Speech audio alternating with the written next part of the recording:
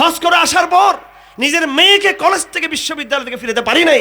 হজ করে আসার পর নিজে 5 ওয়াক্ত নামাজ ধরতে পারি নাই। হজ করে আসার পর মুখে দাড়ি রাখতে পারি নাই। হজ করে আসার পর এই তাগুত ব্যবস্থা, সাংস্কৃতিক জাহেলিয়াত, রাজনৈতিক জাহেলিয়াত, অর্থনৈতিক জাহেলিয়াতের বিরুদ্ধে যারা কথা বলে, আমি হজ করে এসে আবার তাদেরকে আমি জঙ্গি বলি। আমি তাদেরকে, এই বাংলাদেশের প্রত্যেকটা মূর্তি ভরে গেছে, প্রত্যেকটা মোড়ে দেখবেন বড় বড় মূর্তি আছে এখানে বাংলাদেশে। যেই দেশে লক্ষ লক্ষ হাজি আছে, লাখ লাখ হাজি যারা কাবা শরীফের সামনে দাঁড়িয়েছেন, এই কাবা শরীফের কার প্রতীক, কার চিহ্ন? এই কাবা শরীফ ইব্রাহিমের প্রতীক। তিনি এই কাবা শরীফ নির্মাণ করেছিলেন। আউযু বিল্লাহি মিনাশ শাইতানির রাজিম। ওয়া ইয ইয়ারফা ইব্রাহিমুল কওয়াইদ মিনাল বাইত ওয়া ইসমাঈল রব্বানা তাকাব্বাল মিন্না ইন্নাকা আনতাস সামিউল আলিম। ইব্রাহিম এই কাবার ভিত্তিপ্রস্তর স্থাপন করেছিলেন। আল্লাহ পাক বলেন মাকাম ইব্রাহিম, এর কথা আল্লাহ পাক কোরআন শরীফে বলেছেন। ওয়া মান ইউআযযিম শাআইরাল্লাহ, সূরা হজের মধ্যে আল্লাহ পাক মানাসিকের কথা বলেছেন। এবং হযরত ইব্রাহিমকে আল্লাহ পাক বলেছেন তুমি হজের ঘোষণা দাও। তুমি তাওহীদের ডাক দিয়েছিলে, তুমি মূর্তি ভেঙে দিয়েছিলে, তুমি আল্লাহকে সন্তুষ্ট করার জন্য তোমার মা বাবাকে তুমি বিসর্জন দিয়েছিলে, এবং তুমি তোমার পবিত্র হাত দিয়ে কাবা শরীফ নির্মাণ করেছো। তুমি তোমার হাত দিয়ে 40 বছর পর কাবা শরীফ নির্মাণ হওয়ার কয় বছর পর? 40 বছর পর তুমি বাইতুল মুকাদ্দাস নির্মাণ করেছো।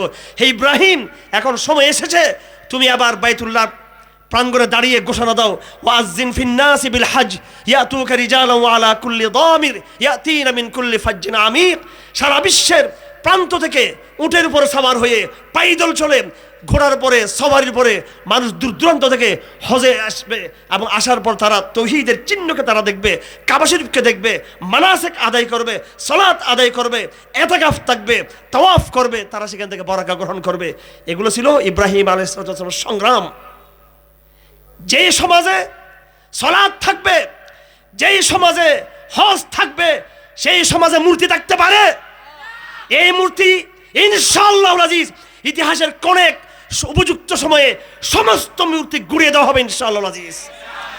ইব্রাহিমের সন্তান যদি হয়ে থাকি আমরা, অবশ্যই আমাদের দায়িত্ব হচ্ছে মূর্তিকে বিদায় করা। কথা ঠিক কিনা?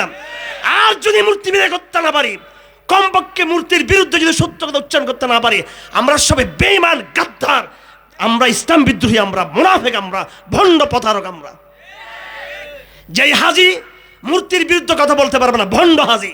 যেই আলেম মূর্তির বিষয়ে কথা বলতে পারবে না, ভণ্ড আলেম। যেই মুহাদ্দিস মূর্তির বিষয়ে কথা বলবে না, ভণ্ড মুহাদ্দিস। আজ শুধু মূর্তি আপনার এই শুধু বিভিন্ন এই মোড়ে মোড়ে নয়, এই মূর্তি আমাদের সিলেবাসের ক্লাসের পাতায় পাতায় মূর্তি সংযুক্ত করা হয়েছে। এই সম্পর্কে কথা বলতে হবে না? কিসের আপনি হাদিস পড়াচ্ছেন 40 বছর? লজ্জা নেই আপনার? যেই দেশে আপনি 40 বছর হাদিস পড়াচ্ছেন এবং গর্ব করে যে আমরা 10 বার উমরা করছি, আমরা 20 বার হজ করছি, অহংকার করেন। কিন্তু আফসোস, এই দেশে কেমনে আবার সিলেবাসে মূর্তি থাকতে পারে? এই দেশে রবীন্দ্রনাথের নামে, এই নামে, সেই নামে, এরপরে ওই যে লালন ফকিরের নামে কিভাবে থাকতে পারে? 21শে বইমেলা হয়েছে কিছুদিন আগে।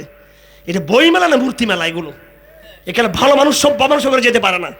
সেই বাংলা একাডেমির নাম ধরে বলতে চাই, বাংলা একাডেমির দেওয়ালে লেখা আছে, কি লেখা আছে?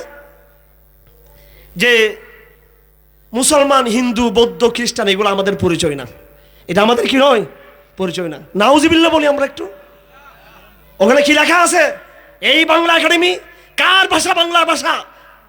এটা কি হিন্দুদের ভাষা নাকি মুসলমানদের ভাষা? বাংলা ভাষায় বেশিরভাগ মুসলমান কথা বলে কি হিন্দু কথা বলে? খ্রিস্টান বেশি কথা বলে কি মুসলমানরা বেশি কথা বলে?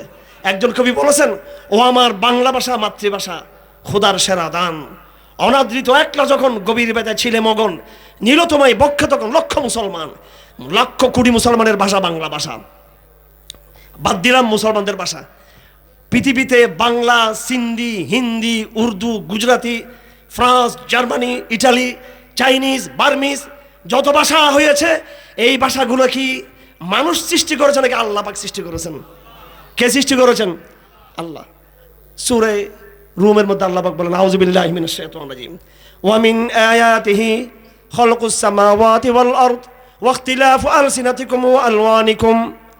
আল্লাহর ক্ষমতার নিদর্শন হলো তিনি আসমান সৃষ্টি করেছেন, জমিন তিনি সৃষ্টি করেছেন, এবং মানুষকে তিনি কি করেছেন? তিনি ভিন্ন ভিন্ন চেহারা দিয়েছেন মানুষকে, মানুষের চেহারা রূপ ভিন্ন ভিন্ন। এবং ও আলওয়া ও আলসিনাতিকুম ইখতিলাফ আলসিনাতিকুম আলওয়ানিকুম, মানুষের ভাষা ভিন্ন ভিন্ন।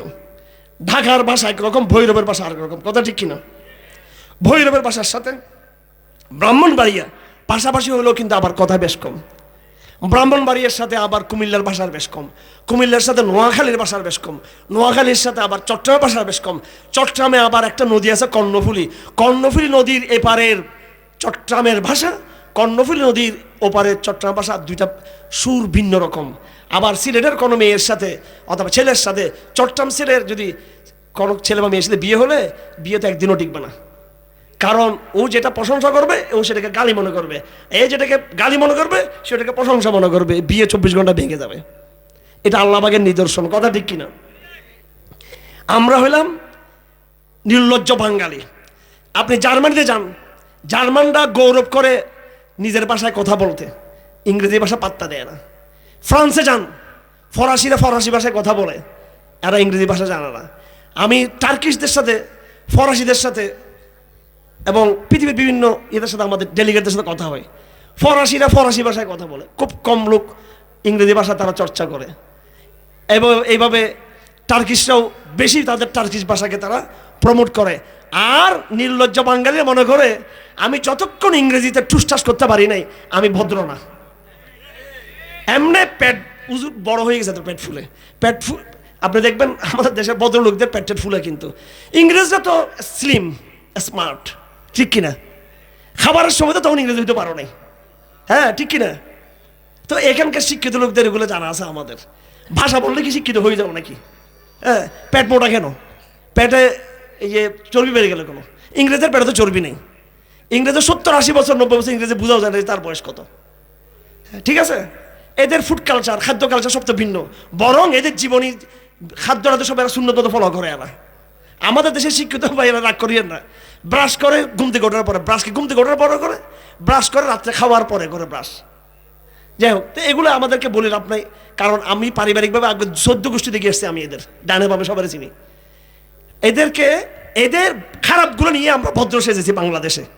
কয়েকদিন আগে দেখতেছিলাম, গতকালকে বাংলাদেশে ধান নিয়ে গবেষণা করতেছে। ধান নিয়ে গবেষক, এদেরকে বিজ্ঞানী বলো না, ধান নিয়ে উপন্যাস লেখে তাকে বলে বুদ্ধিজীবী।